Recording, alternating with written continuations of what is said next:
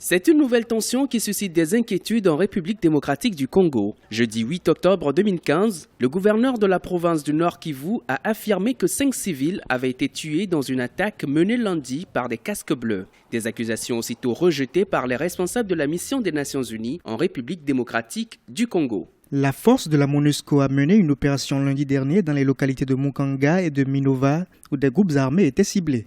Ces villages ont été pillés, brûlés et face à ces exactions répétées et au regard de notre mandat de protection des civils, nous étions obligés de réagir, voir comment y mettre un terme. Nous confirmons, nous, au niveau de la MONUSCO, le chiffre d'un combattant mort à la suite de ces opérations. Je dis bien un combattant.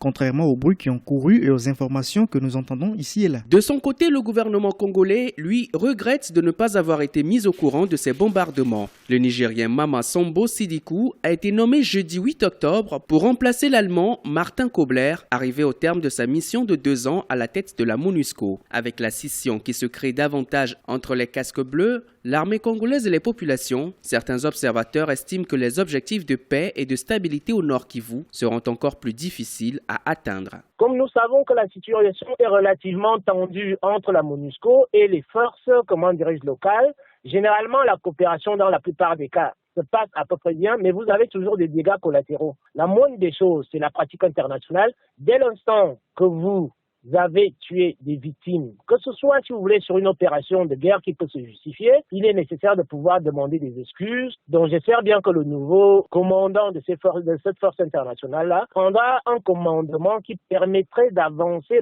vers beaucoup plus de négociations. Mercredi 7 octobre, l'ancien chef de la MONUSCO était devant le Conseil de sécurité des Nations Unies à New York. Pour Martin Kobler, le niveau toujours inquiétant des tensions nécessite une prise de responsabilité des principaux acteurs politiques dans le but de garantir la paix et la stabilité du pays.